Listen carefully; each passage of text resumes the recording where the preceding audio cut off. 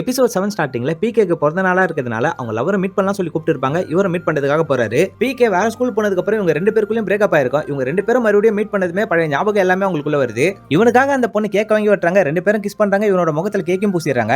இவன் face wash பண்ணிட்டு வரதுக்குள்ள அந்த பொண்ணு காணாம போறாங்க. இவனுக்கு ஒரு டி-ஷர்ட்டையும் ஒரு கார்டையும் அங்க கிஃப்டா வச்சிருக்காங்க.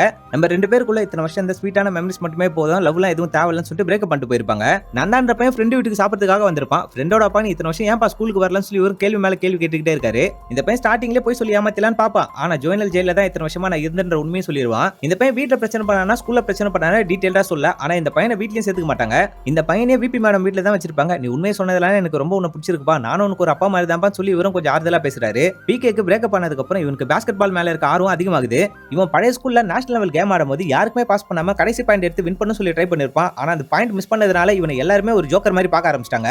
பிகே அவனோட பெஸ்ட் ஃப்ரெண்டு கிட்ட என்னோட ஸ்கூல்லே நான் ஒரு பாஸ்கெட் பால் டீமை கிரியேட் பண்ணலாம் சொல்லி முடிவு பண்ணிருக்கேன். என் வாழ்க்கையில நான் கடைசியா பாஸ்கெட் பால் மேட்ச் விளையாடும் போது நான் ரொம்ப அவமானப்பட்டேன். அந்த அவமானத்துல சரி கட்டுற மாதிரி ஒரே ஒரு மேட்ச்ல மட்டும் நான் பக்காவா விளையாடி வின் பண்ணிட்டா போதும், அதுக்கப்புறம் நான் இந்த பாஸ்கெட் பாலையும் விட்டுருன்னு சொல்றான். கடைசி மேட்ச்ல தோத்து போனதுனால அவனோட ஷூவையும் குப்பத்தூர்ல போட்டு இருப்பான். அவங்க அம்மா அந்த ஷூ எடுத்து பத்திரமா கிளீன் பண்ணி வச்சிருப்பாங்க.